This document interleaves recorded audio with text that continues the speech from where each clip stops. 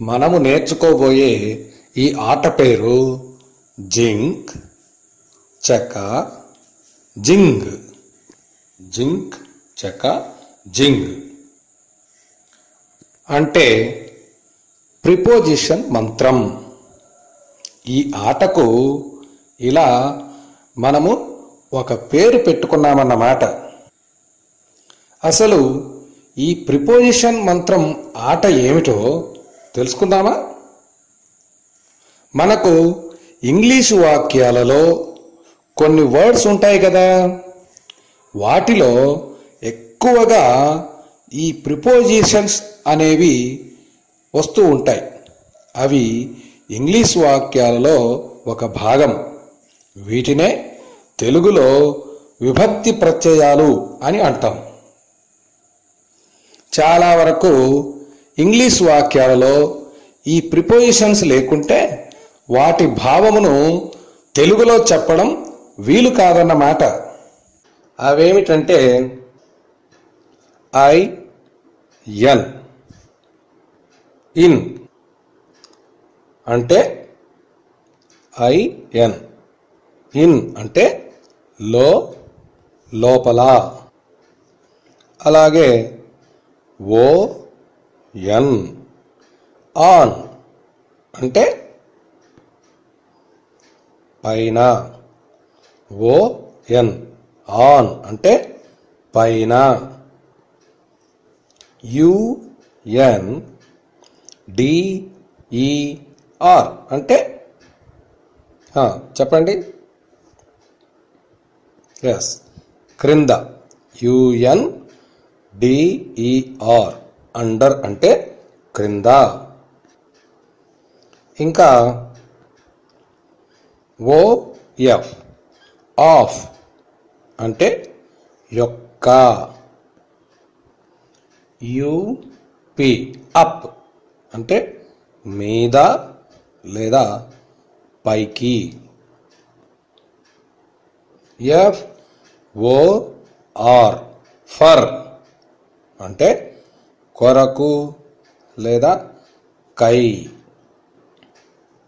TO to అంటే కు లేదా వరకు. ఎఫ్ఆర్ఓఎం ఫ్రమ్ నుండి. ఐఎన్టిఓ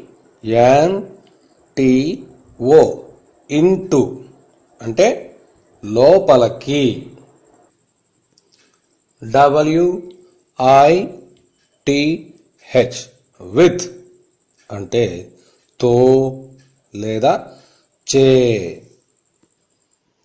డిఓడబ్ల్యూఎన్ డౌన్ అంటే క్రిందకు. ఏటి అట్ వద్ద లేదా వైపు. ఏటి అట్ అంటే వద్ద వైపు. టిహెచ్ఏఎన్ దాన్ అంటే కంటే. ఎన్ఈఏఆర్ నియర్ అంటే దగ్గర. ఎల్ఐకేఈ లైక్ వలె. ఎఫ్ఏఆర్ ఫార్ దూరంగా. ఏబిఓవిఈ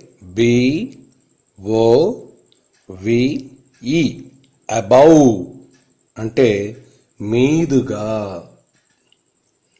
బిఈఎఫ్ఓఆర్ఈ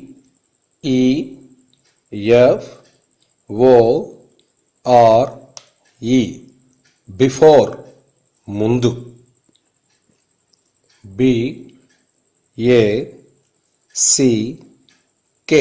బ్యాక్ వెనుక. ఏబిఓయుటి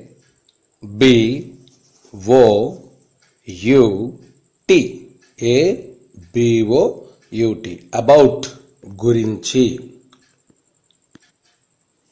టిఓఓ టు కూడా.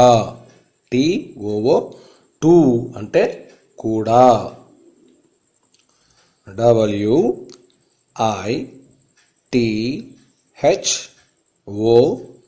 WITHOUT వితౌట్ లేకుండా. BETWEEN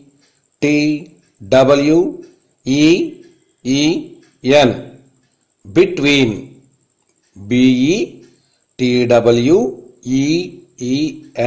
బిట్వీన్ అంటే మధ్యన. ఇలా ఇంకా చాలా ప్రిపోజిషన్స్ ఉన్నాయి. వాటి గురించి సందర్భం వచ్చినప్పుడు తెలుసుకుందాం. ఇప్పుడు ఇంగ్లీషు వాక్యాలలో ఈ ప్రిపోజిషన్స్ ఎక్కడుంటాయో చూద్దామా? ఇప్పుడు ఒక ఇంగ్లీష్ వాక్యాన్ని చూద్దాం. ప్రిపోజిషన్స్ ఇంగ్లీష్ వాక్యాల్లో ఉంటాయని తెలుసుకున్నాం కదా. మరి ముందు ఒక ఇంగ్లీష్ వాక్యాన్ని చూద్దాం.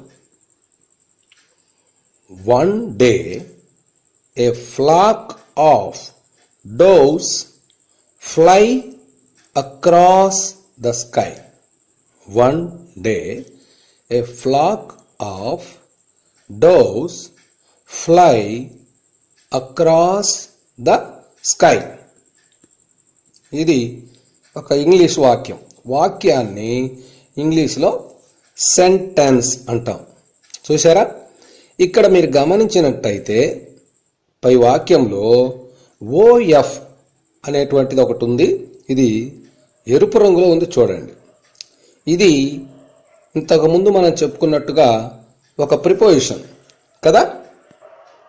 ఇలా ఒక ఇంగ్లీష్ వాక్యంలో ప్రిపోజిషన్ వచ్చినప్పుడు మన ఆట ప్రకారం ఏం చేయాలంటే, ఈ ప్రిపోజిషన్ తరువాత అంటే కుడివైపుకు, ప్రిపోజిషన్ తరువాత కుడివైపుకు ఏ పదం ఉందో చూడాలి. ఇక్కడ ఆకుపచ్చ రంగులో DOVES ఉంది కదా. దీన్ని డోవ్స్ అంటాం అన్నమాట.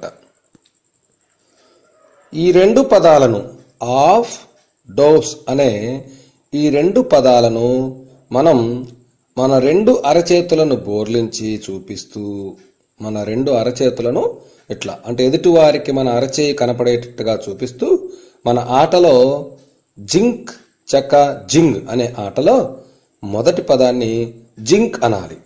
రెండు చేతులను ఎత్తి చూపించు చెప్పాలి. ఏమనాలి? జింక్ అనాలి. అంటే ఆఫ్ డోవ్స్ అని చూపిస్తూ జింక్ అనాలి. ఇదిగో ఇలా చూడండి. ఇక్కడ మనము ఇక్కడ చూసినట్టయితే రెండు చేతులు కనపడుతున్నాయి. అలా పెట్టుకోవాలి. అంటే మనకు ఎడమ చెయ్యి వైపు ఆఫ్ ఉన్నట్టు, కుడి చెయ్యి వైపు డోవ్స్ ఉన్నట్టుగా మనము అనుకోవాలన్నమాట. ఇలా చేతులు పెట్టి జింక్ అనాలి. తర్వాత ఇలా చేతులు మళ్ళీ కిందకు పెట్టాలి, చకా అనాలి. అంటే ఏంటి? ఈ ఇంగ్లీష్ పదాలకు సంబంధించినటువంటి తెలుగు అర్థాలు చెప్పటం. అంటే ఆఫ్ అనే దానికి యొక్క అనే అర్థం చెప్పినట్టు, డోవ్స్ అనే పదానికి పావురాలు అని తెలుగు అర్థాలు చెప్పినట్టు. దీనికి ఏమనాలి? చకా అనాలి. అంటే ఈ రెండు పదాలకు తెలుగు అర్థం చెప్పాలన్నమాట. అలా చెప్పటాన్నే చకా అంటాము. ఆఫ్ డోవ్స్ అనేదేమో జింక్, యొక్క పావురాలు అంటే చెయ్యిని చూపిస్తూ ఉన్నట్టు కొంచెం కిందికి దించినట్టుగా అనాలి, చకా అనాలి. ఇక్కడ చూడండి. ఇప్పుడు చేతులను తారుమారు చేయాలి. కింద చూడండి, చేతులను రివర్స్లో ఇలా పెట్టుకున్నాం కాబట్టి అంటే అప్పుడు పావురాలు అనే పదం ఆకుపచ్చ రంగులో ఉండేది చెయ్యి ఇటు ఎడమ వైపుకి వచ్చింది. అంటే పావురాలు ఎడమ వైపుకి వచ్చింది. అలాగే కుడి చెయ్యి వైపుకు ఎడమ చెయ్యి పట్టుకున్నాం. అంటే యొక్క అనేటువంటిది కుడి చెయ్యి వైపుకు వచ్చినట్టు. అంటే దీన్ని మనము పావురాలు యొక్క కలిపి పలకాలన్నమాట. అంటే పావురాల యొక్క అనాలి. దీనికి మనం మన ఆటలో ఉండే పేరు జింగ్. అంటే మొట్టమొదట ఇంగ్లీష్ వాక్యములో ఉండే ఆఫ్ డోర్స్ అనేటువంటి ఏమో జింక్, తెలుగులో అర్థాలు చెప్పినప్పుడు చేతులను కొంచెం కిందకు దించి యొక్క పావురాలు అని అనుకోవాలి. ఎడమ చేతి వైపు యొక్క ఉంటుంది, కుడి చేతి వైపు పావురాలు ఉంటుంది. ఆ తర్వాత చేతులను ఇలా రివర్స్లో తిప్పి పట్టుకున్నప్పుడు పావురాలు ఎడమ చేతి వైపుకి, యొక్క అనేది కుడి చేతి వైపుకి వస్తుంది. అంటే దీని అర్థం పావురాల యొక్క అని.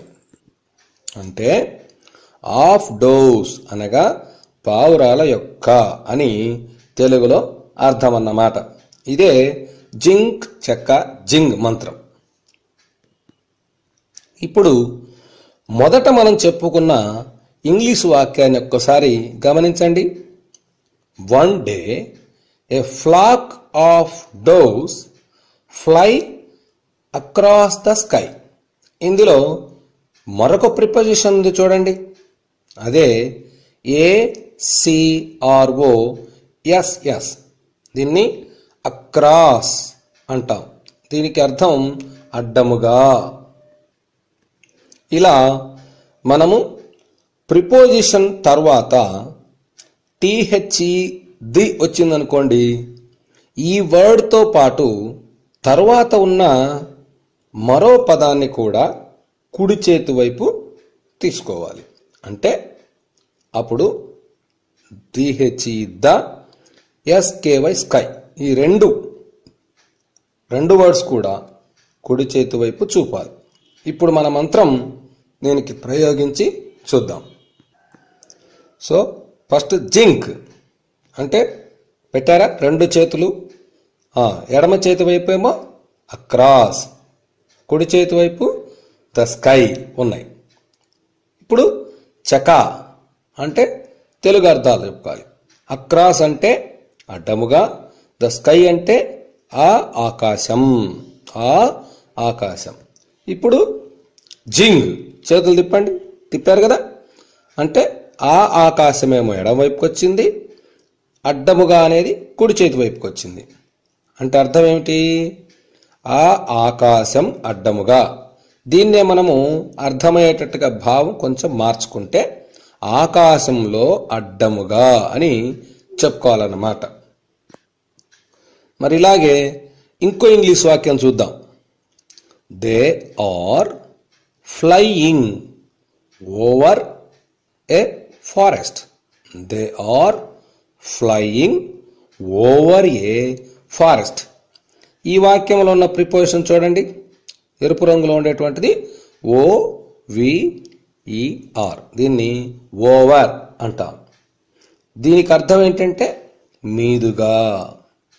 అలాగే ఆకుపచ్చ రంగులో ఉండేటువంటి FOREST ఫారెస్ట్ అంటాం. అంటే అడవి అని అర్థం. ఇంతకుముందు వాక్యంలో ప్రిపోజిషన్ తర్వాత ద ఉంటే దాని తర్వాత ఉన్న వర్డ్ కూడా కుడి చేతి వైపు చూపించాలని చెప్పాను కదా. అలాగే ఇక్కడ ఏ అనేది కూడా ఫారెస్ట్ అనే పదంతో కలిపి పలకాలి. ఏ అనేటు దాన్ని కూడా ఫారెస్ట్ అనే పదంతో కలిపి పలకాలి. అంటే ఇక్కడ ఏ అంటే ఒక అని అర్థం అన్నమాట. ఈ ద ఏ అనే వాటిని ఏమంటామంటే ఆర్టికల్స్ అంటామన్నమాట. ఈ ద ఏ అనే వాటిని ఆర్టికల్స్ అంటామన్నాం కదా. అలాగే ఇంకో ఆర్టికల్ కూడా ఉంది, యాన్ అని కూడా ఉంది. దానికి కూడా అర్థం ఒక అని అర్థం. ఎక్కడైనా సరే ఇంగ్లీష్ వాక్యాలలో ఈ మూడు ఆర్టికల్స్లో ఏదైనా సరే ప్రిపోజిషన్ తర్వాత వస్తే తర్వాత పదాన్ని మంత్రంలో కలిపి పలకాలి. ఓకే, మరి ఇప్పుడు ఈ క్రింది వాక్యంలోని పదాలకు మన మంత్రం అదే జింక్ చక జింగ్. మీరే చేతులు పెట్టి తెలుగు అర్థం చెప్పండి. They are flying over a forest. Come on, మంత్రం చెప్పండి. జింక్, ఓవర్ ఎ ఫారెస్ట్. చక, మీదుగా ఒక అడవి. జింగ్, ఒక అడవి మీదుగా. యస్. ఇంకేముంది, మీకు మంత్రం వచ్చేసింది. కాబట్టి ఇప్పుడు నేను ఒక ఇంగ్లీష్ వాక్యం ఇస్తాను, చూడండి. I like to eat mangoes. చూశారుగా, I like to eat mangoes. ఇందులో ఉండే ప్రిపోజిషన్ రూల్కు మీరే మంత్రం చదవండి. వీటికి తెలుగు అర్థాలు కూడా చెబుతున్నాను. TO2 అంటేనేమో కు, EAT ఈట్ అంటే తినుట. చేతులు పెట్టారా? ఆహా, అయితే రెడీ అన్నమాట. చెప్పండి. జింక్, చక, జింగ్. తెలిసిందా అర్థం? టు ఈట్ అంటే తినుటకు. శభాష్. ఇప్పుడు ఇంకొక ఇంగ్లీష్ వాక్యం ఇస్తాను. I to need some rest. I to need some rest. ఇందులో ప్రిపోజిషన్కు మంత్రం చెప్పి తెలుగు అర్థం చెప్పండి. TOO2 అంటే మొదట్లో చెప్పుకున్నాం కదా, కూడా. NEED, నీడ్ అంటే అవసరం. మార్చారా? టు నీడ్ అంటే అవసరం కూడా. మార్చారా? Very good. ఇంకొకటి మరి, under the chair. Under, UNDER, under అంటే క్రింద, ద చైర్ అంటే ఆ కుర్చీ. మార్చండి. ఆ కుర్చీ క్రింద. సూపర్. ఇంకోటి, after the cinema. After, AFTER, after అంటే తర్వాత, ద సినిమా అంటే ఆ సినిమా. ఆ సినిమా తరువాత. బాగా చెప్పారు. Good good, very good. So ఇక మీకు మంత్రం వచ్చేసింది. ఇక ఏ ఇంగ్లీష్ వాక్యంలో ప్రిపోజిషన్ కనపడినా జింక్, చక్క, జింగ్. ఓకే, ఇక మార్చేస్తారు కదా.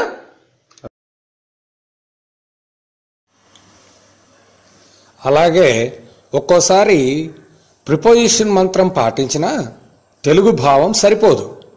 అలాంటప్పుడు ప్రిపోజిషన్ తర్వాత వచ్చే 2 లేదా 3 పదాలు కూడా కుడి చేతి వైపు తీసుకుంటేనే కానీ భావం సరిపోదన్నమాట. ఇక్కడ ఉన్నటువంటి పదాలను చూడండి. On the big mango tree అంటే దీనికి అర్థం ఆ పెద్ద మామిడి చెట్టు పైన. ఇలా ప్రిపోజిషన్ తర్వాత ఒక పదం తీసుకోండి. అర్థం సరిపోలేదనుకోండి, ప్రిపోజిషన్ తర్వాత ఉన్న 2 పదాలు తీసుకొని మార్చండి. అప్పటికీ అర్థం రాలేదనుకోండి, 3 పదాలు. ఇలా భావము సరిపోయే వరకు పదాలను తీసుకోవడమే, మంత్రం చెప్పడమే. జింక్, చక్క, జింగ్.